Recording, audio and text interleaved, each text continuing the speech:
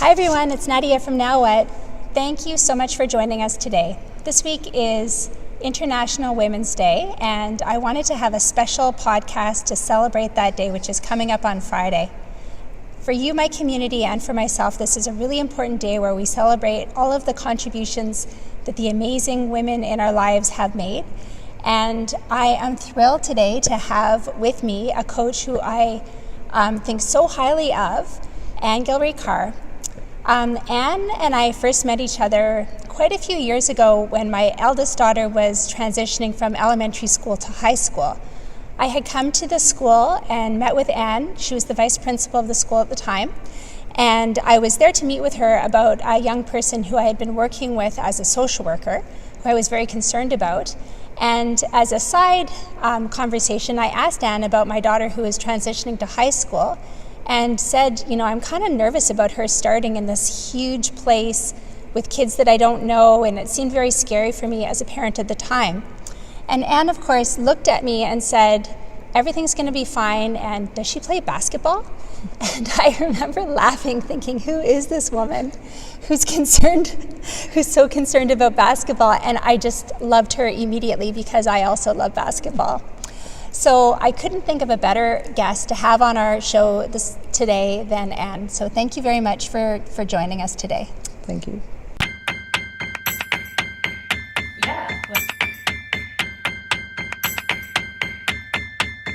Now what? We go to the source. Find out what it takes to build your dream squad.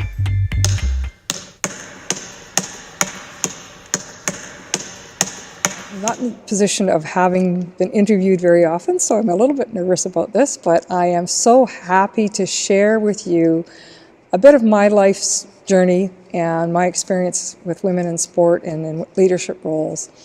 And I'll just start really, really early. I've moved around Europe and around Canada with my dad in the Army. I was a tomboy.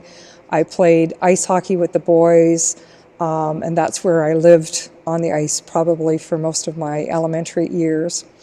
I started at playing softball when I heard my dad played softball, and I thought, wow, that's pretty cool.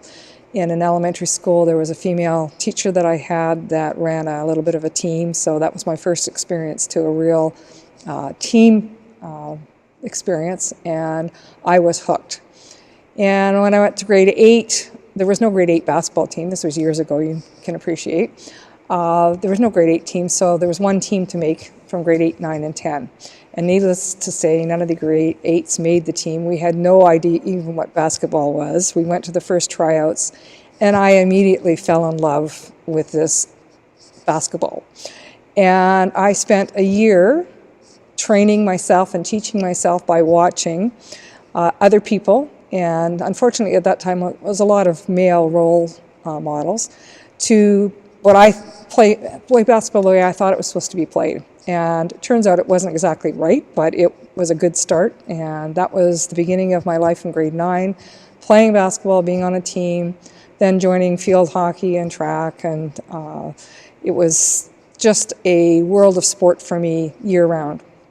I had many coaches that influenced my pursuit of excellence in it and made it fun and enjoyable and had me hooked. And I coached when I was in grade 12. I started coaching grade 8 as well as playing, and all the way through university. I didn't play my first year, and I actually went and quit university my second year because I was so detached from and not engaged in the experience. And after a year, I decided I had to go back. I wanted to go back, but something had to be different. So I went out for the basketball team, and lo and behold, I made a team. So that changed my university years, and I developed friendships that are long-lasting. They're my lifetime friends now. And we have played through university. We played through the Women's League, into the Masters divisions. We traveled to different places playing those games. And now, I'm not playing actually right now, but my friends still are, and they're actually playing with my daughter, who I coached through school, and they're called the Generation Gap. And they get to see 65-year-old women playing with now 30-year-old women, and I think the Generation Gap has been a great learning experience for the younger women in that team. My focus in life has been to give back, and I don't have a lot of money, so I can't give back a lot of money, but I do have a lot of passion and a lot of heart, and I can give time. And I've coached many different sports, from kids that are in kindergarten all the way through to university age, and I have continually done that. Probably took 1 year off when I had a medical leave that I had to take, but other than that, I've been fully engaged in this. And I have been monitoring and I have been mentoring other coaches, trying to get girls that I coach to be involved in coaching younger teams. And it's so delightful now to see that those kids have that opportunity to do that in places like the Ribble program, with the grade 8, 9 teams in their own schools, with some of the elementary programs. And very rewarding to me, and I keep saying to them, don't stop. This could be a lifetime of giving back for you. They have skill sets that they've developed in other areas that they apply to it, and it's building the passion and spreading that passion to others that for me is the most important. And to get girls active, I don't care whether it's basketball or what it is, but find something that they have a passion for and that they're wanting to do all the time, that it's not just a one-off or just an experience. So if I can do that before I go underground, I'm going to feel really proud that I've left some mark on this world and on those people, and I hope that they will continue that and take that flame forward. I get really concerned right now because what I do see is a trend for less female role models. Part of that is the climate, I think the political climate, things like teaching contracts that you can't necessarily pick female. You have to pick somebody who has the most seniority in a lot of ways. And sometimes the people that, there's departments in schools where the whole phys ed staff might be a male staff. And don't get me wrong, I appreciate their efforts, but it would be nice to have more females as role models. Unless somebody is teaching in a physical education area, it's very unlikely that a lot of women keep coaching. And a lot of the sport experience is through our schools right now, not only in the community, but in schools. And schools have a special place for that because that engages them in school, not just in the sport. It keeps them attached to the school and the experience in school and builds their capacity in the school.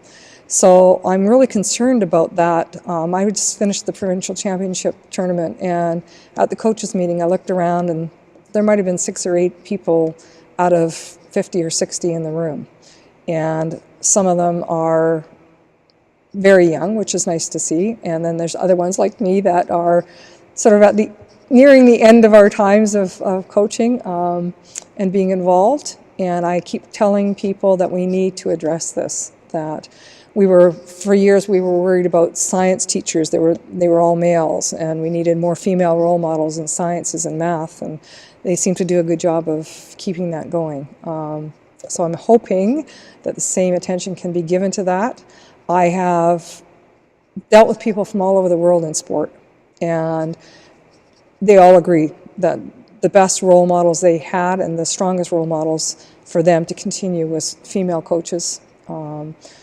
Many of them did have some male coaches in there, which was fine, but I think as a model and as an inspiration and a belief in themselves that they have the capacity and the ability to go on and do this is what's most important. They have to have the confidence. They have to see that somebody else has that passion, has inspired them, and to build on that. So all I can say is that I hope around the world that we can continue this journey of developing women in sport, girls in sport from a very young age, and make it fun, make it something that they just can't wait to do. It will change their life. Yeah, one of the things that I really want to stress in getting kids engaged in sport, and particularly girls involved in sport, is the importance of exposure.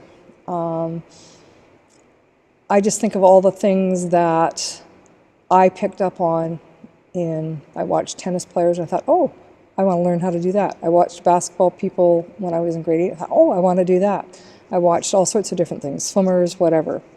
And I think that influence gives you that spark, that impetus to at least want to try something, and when it looks like it's fun, it probably is fun. And I think the importance of parents or guardians or any friends that can be there to support kids in coming to try something and being exposed to it, but being sure that it's going to be a good experience, that you're confident that it's a fun environment, especially when kids are young, because so much of it is about feeling comfortable, feeling that it's a social place, a place that's going to be happy and that they're not going to be stressed out by. So anything you can do, including watching, with my family, we watch all sorts of sports on TV. We watch the Olympics. I remember my daughter saying, and jumping in a pool in Florida, without me being close to her, and saying, I'm going to swim like the lady with the red bathing cap. And I forget the lady's first name, but her last name was Evans, and she was a gold medalist from USA in the Olympics that we were watching in the hotel room. So I just think the more you can expose your kids to things, the more opportunities that they will have to have those thoughts. So, Anne, that day when you asked me whether or not my daughter played basketball, how many years have you been coaching basketball for? 43 years.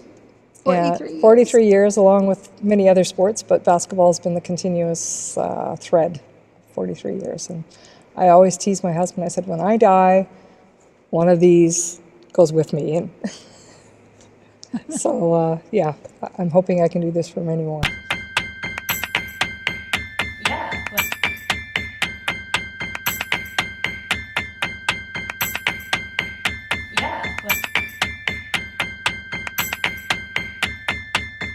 Now what? We go to the source. Find out what it takes to build your dream squad.